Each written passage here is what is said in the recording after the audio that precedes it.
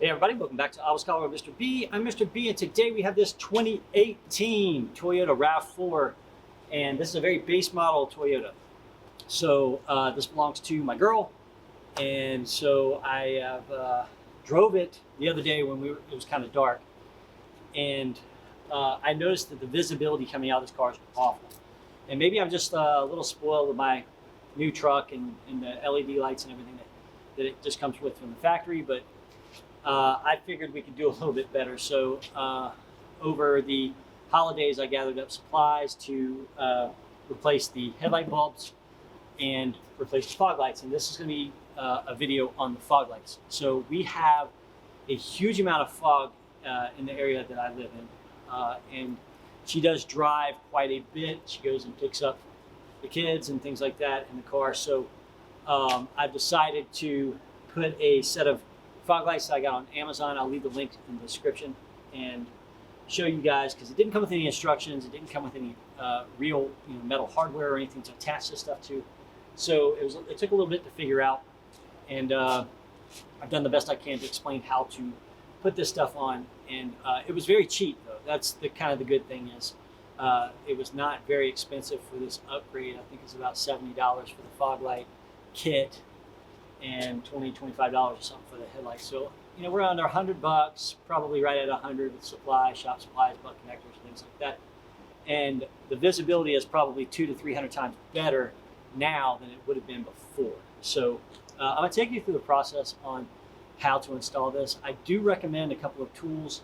You have your basic hand tools and stuff like that, but you're gonna need a wire coat hanger to run the wires from the firewall.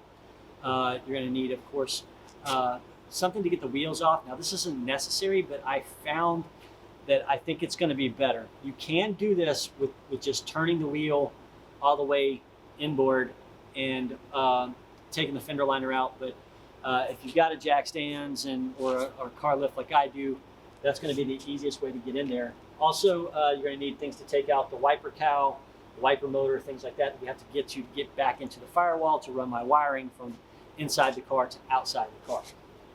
Now, you'll see later in the video where I ran the wiring on the back side of the bumper, radiator support, and I would probably do that a little bit differently. I just didn't have much time today to actually remove the bumper from the vehicle, but I think it is going to be a better, cleaner install if you do that. I plan to do that later, but it's not shown in the video.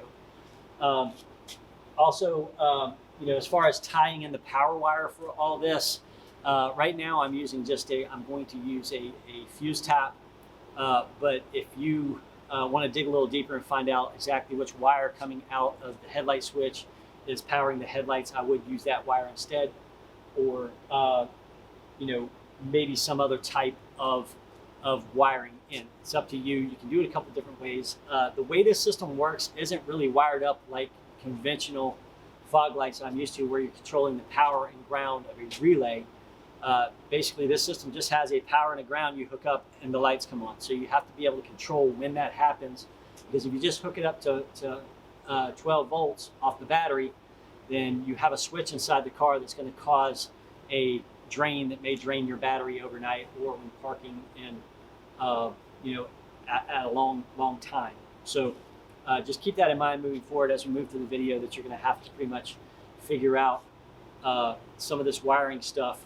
I'm giving you tips, I'm giving you ways that I've done it, but there are other ways to do it, and I'm sure there's other ways that people do it that may be better than the way I'm doing it. Okay, so first thing we have to do is we have to get the wiper cowl out. I've tried every way to do it without doing that, and it's just not happening because there is a punch out on the firewall that we have to get to run the wiring harness through. And you'll see when you get to that point in the video that I'll tell you kind of how to do that. And it's going to be right to the right side of the master cylinder and the brake booster. So there's really no room back there because the strut tower takes all that room up. So just basic hand tools in a few minutes to get the wiper cowl out of the way. It's going to buy you a lot more room, and it's going to make things faster. Outside of that, it's basically plug and play.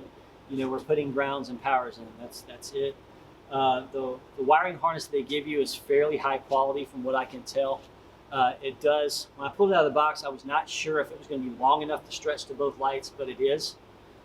So never fear that. The only thing I had to do as far as modification of the harness was to cut off the end so I could run it through the wire, the firewall.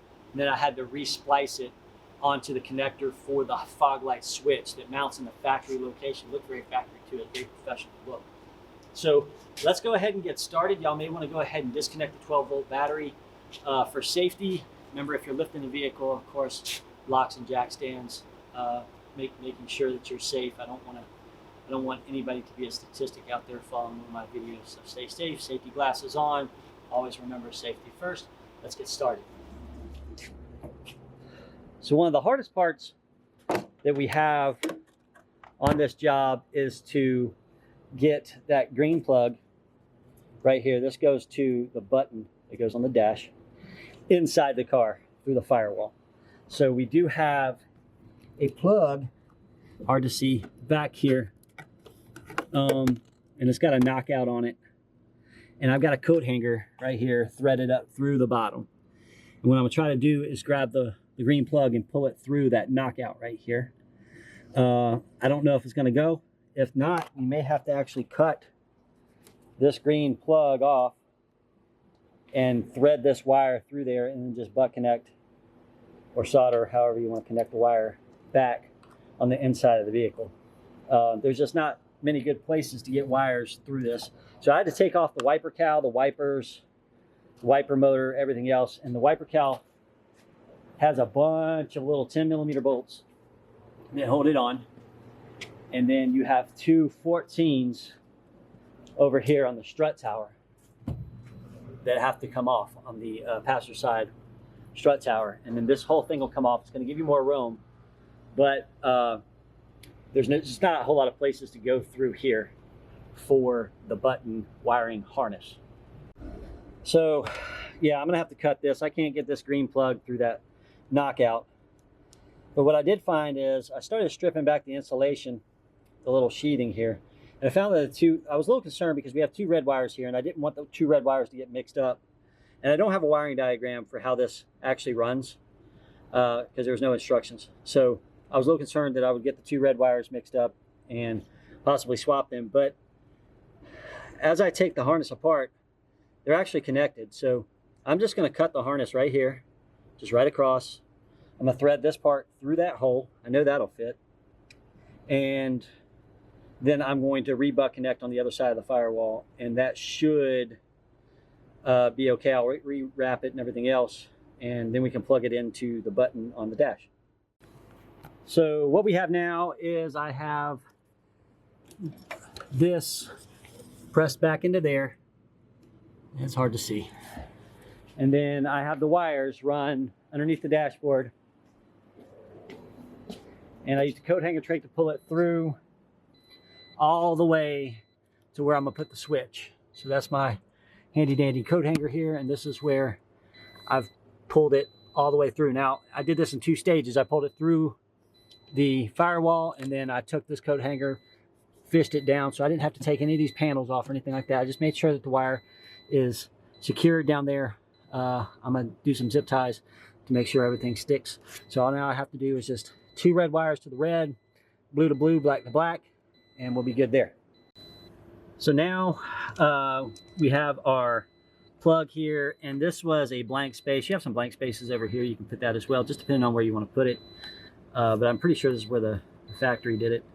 And so I just took my screwdriver and pulled this out. It's just a blank plate. And so this will go back in here. And this will be our fog light button. And it glows green. So put this in here.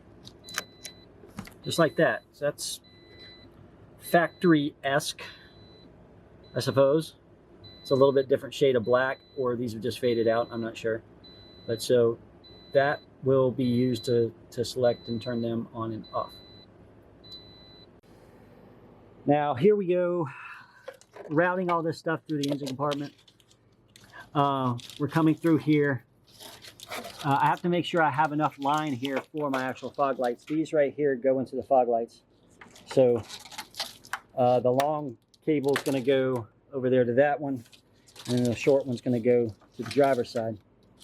So we are going to be running this and starting to get it down and secured. We have our power and ground and our relay back there we have to secure yet. Right now I'm just trying to see, I like to kind of lay everything out and get everything run before I start tying stuff down. That way if I have to adjust or anything like that, I'm not wasting zip ties. Not that they cost a whole lot of money, I just don't like waste. But so we're going to run this in and make sure I have enough length on my wiring for everywhere it needs to go. Okay, so now I went in and took the wheel off. I don't know if it's necessary, but I went ahead and did it. There's some 10 millimeters under here that hold this little plastic piece on right here. Go ahead and take those off. There's 4 of them. And then there is a plastic screw right here that holds that. And I'm just going to lift this up. And so back here is where this plastic knockout plate, where the fog lights are going to go. You just push it out. It's got a clip at the very top. Kind of feel it with your hand more than anything, that we have to remove to be able to put all this back together. And I've got the other one out over here. I'll show you.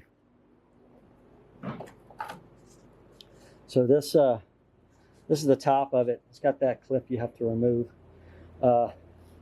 This one was actually already knocked out and was just laying in the belly pan over here. I guess she had hit something with her car before then, it knocked it out. But on the fog lights, they'll just clip in there, and then we'll be able to run the wiring, which you see some of the wiring hanging out here. And so we'll get those installed. I didn't have clips. I mean, not clips, but screws. I just found some screws around the shop I used to install these. It just takes 2 screws, and this goes into the holders. They do have a left and a right side. So we'll go ahead and click those in there and go ahead and get ready to run the wiring. We're almost done. So now we are underneath the car here. Short cable is going to come to the left side here. I just routed it over there. And then the long cable right here, I'm a little concerned with the way it's routed now. So I'm probably going to take the whole front bumper off. I don't have time to do that today. And reroute the wire in front of the radiator support. Right now, I'll just have it routed here. I'm going to zip tie it in. This will just be temporary right now. I don't have time to take the bumper off today. But then we will bring this out here. And of course, your long wire is going to go up to the other fog light here.